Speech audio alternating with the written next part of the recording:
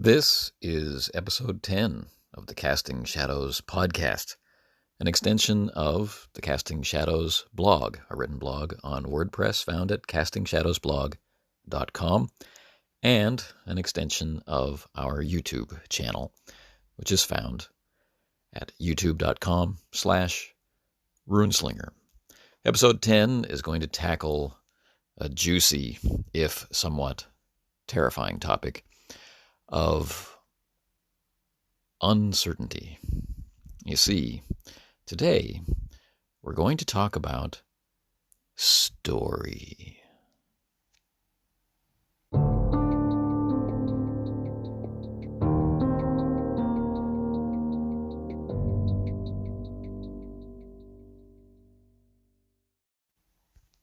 Okay, let's get into it.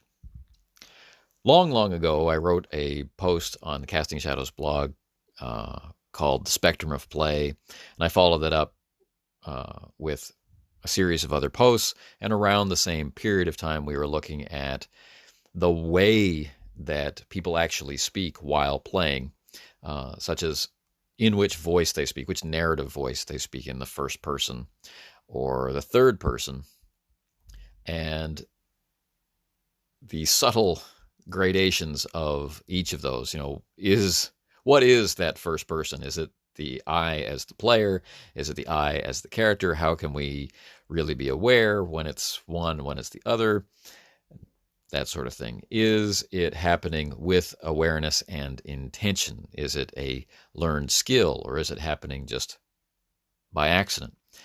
And all of these things have one through line which runs through them, and that is the notion of story.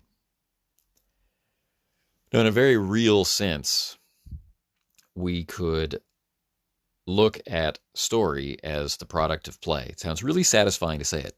Play produces story. Story is the product of play. And we can be done with that. Say, done. Why do we play role-playing games? Well, obviously, right? When we play, story is produced. Therefore, right, there seems to be a logical connection there. And it's this that I have a certain amount of trouble with. When I look at role-playing games, I see them reduce down to a lower point than that. And that the attraction in the role-playing game is the opportunity to be put in a situation. And that situation requires us, in one way or another, whether that be in character or out of character, to make a decision. That's the thing which I believe is the attractive or compelling part for players. You might say, well, what about the story? Don't people enjoy telling stories? And I, in a very real sense, another very real sense, want to question that. How often do we find people sharing the stories of their campaigns? How often do we find people listening along to recaps? I've done experiments on this very topic for a number of years now, sharing recaps in written form, in video form, in a mixture of actual play with recap and a mixture of actual play with commentary. I've been doing an awful lot of it and looking at the statistics of what gets the most attention. And I find it interesting how it seems like discussion of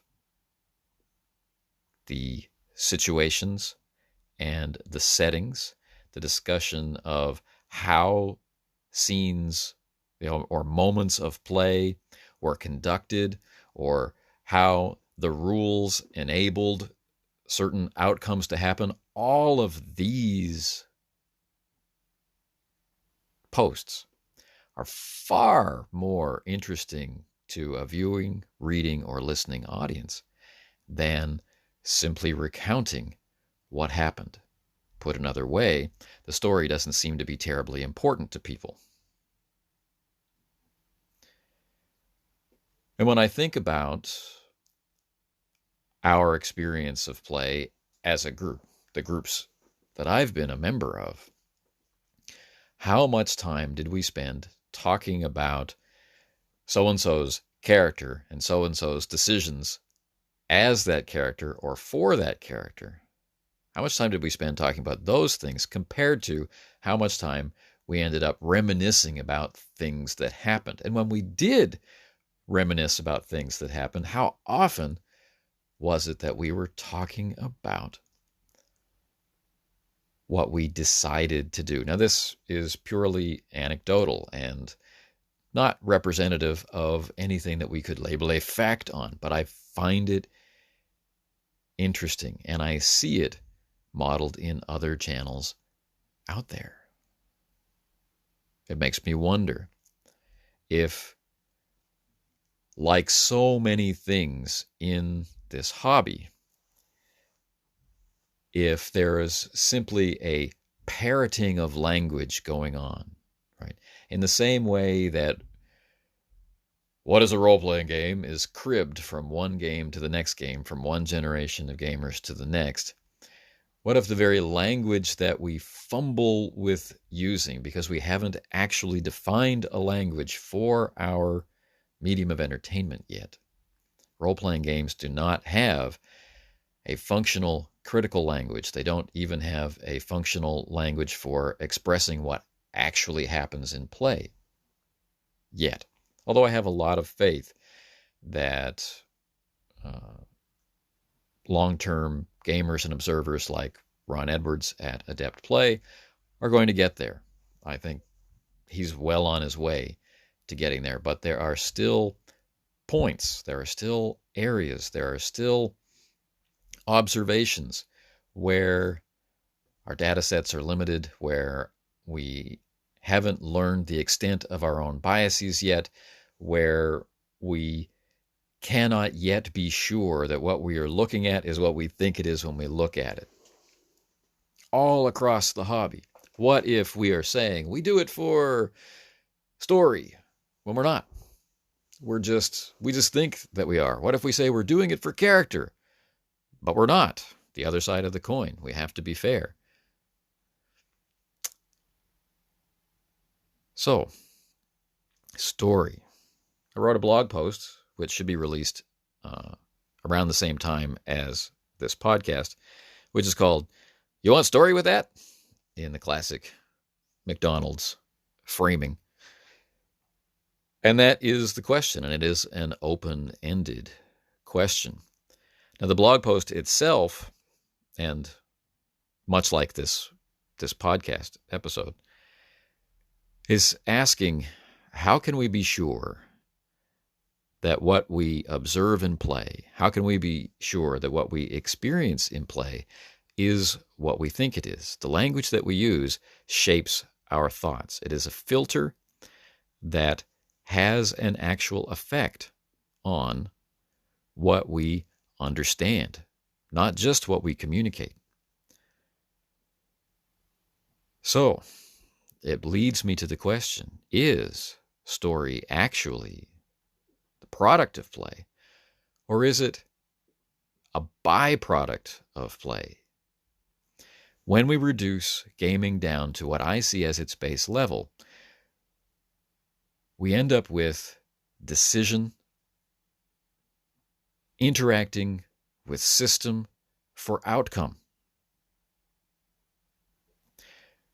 Later, we would have to combine a sequence of outcomes together, coupled with our description of all of that, description of our decisions, description of the outcomes, in order to have anything that we could remotely construe as story. And here, story would simply be a recounting of the things that happened.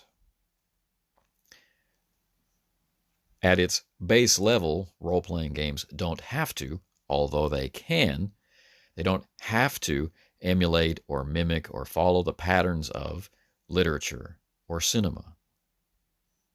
They don't have to have a 3-arc structure. They don't have to follow the hero's journey. They don't have to have character arcs. They don't have to do anything that we expect from other established media, although they can. But when they do, that process has a specific effect on that base level, that actual substance of play, decision plus system leading to outcome.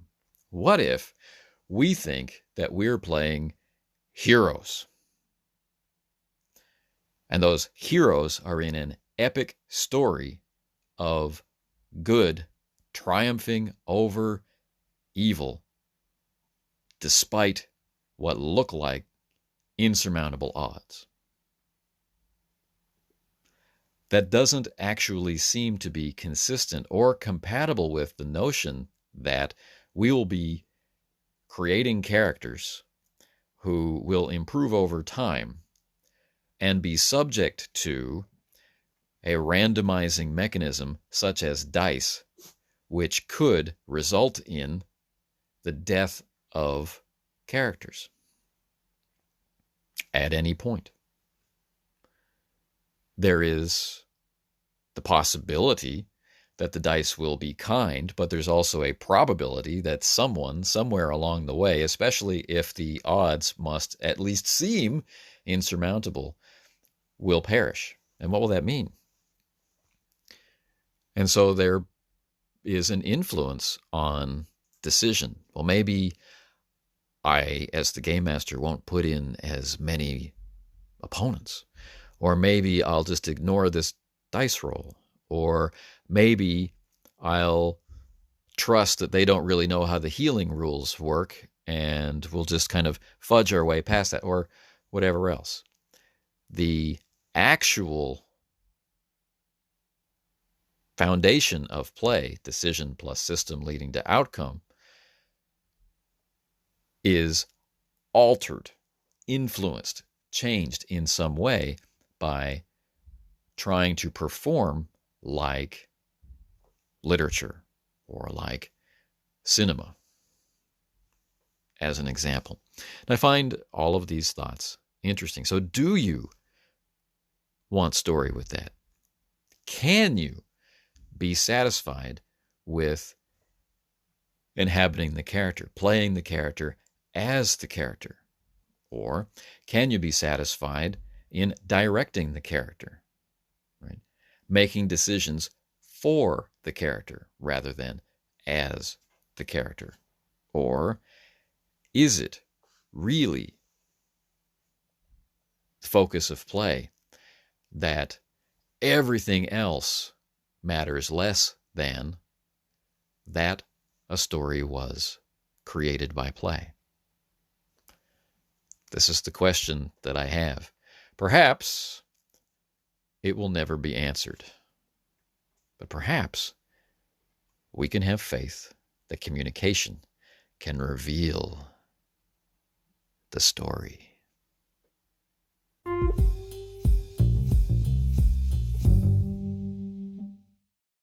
At least I think. So maybe we'll start here with a thing I think and see what you think, which is that is specific to role-playing, that when one uses the word story, it has become associated with outcomes during play that one person pretty much controls. They've either decided it's going to happen, or during play they've decided how they want it to turn out, and they say so. A couple of weeks ago now, I had the great opportunity to have a very long, 2 hours in fact, a very long chat with Ron Edwards about story. He and I have been talking about story for a few years beyond that, partly because of how the term gets used and how no one can really be sure how anyone is using it in any particular moment when they're trying to be specific. So in what way are you trying to be specific when you use the word story? Has been an interesting, or maybe at times frustrating, not for me, but maybe for Ron, question over the years. So we finally had a chance to talk about it. And this is where my frustration arose because this was recorded. It was done in a video conversation and was intended to be released as our discussion or debate, or however you want to describe it, played out. However, the recording is extremely frustrating. Not a perfect storm, but a pretty nasty storm of problems arose with it. One, drastic differences in volume between the two microphones, coupled with extreme lag. Now, while we had a nice conversation and didn't really notice, I guess because we were engaged enough with the subject matter not to really be aware of how it was playing out, but there was enough lag and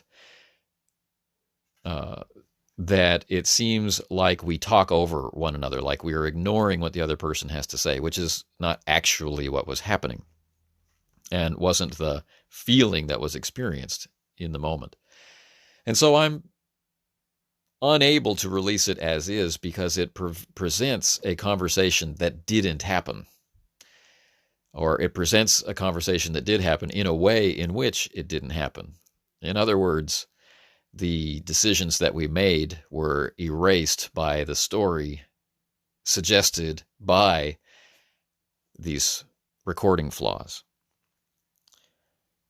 So I'm trying to go through and, with the power of editing, bring out the important stuff that was said. But I may fail. The low volume microphone is so low that boosting it causes too much distortion. And the high volume microphone is fine. But again, that is also the microphone that you hear first. The low microphone is the one experiencing the lag. And so there's really mainly 2 hours of one voice, which is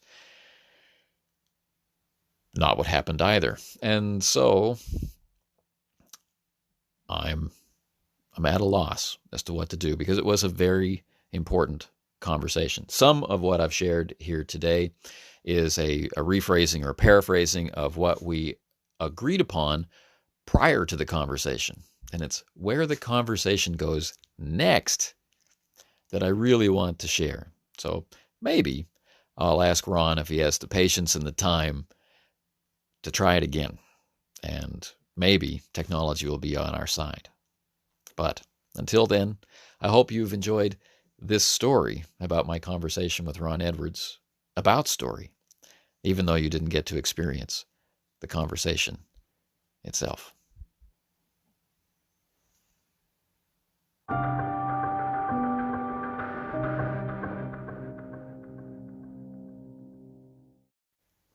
You've been listening to episode 10 of the Casting Shadows podcast. The podcast is recorded on and hosted by Anchor, but you can find it on a growing number of other platforms, including Spotify, Google Podcasts, Apple Podcasts, Pocket Casts, Radio Public, and Breaker. If you enjoy the podcast and you would like to interact with me about the topics raised, old or new, please consider leaving a voice message or contacting me by other means through the written blog or through the YouTube channel, or even through Facebook or Twitter if you're someone who uses those platforms. Until the next time, take care.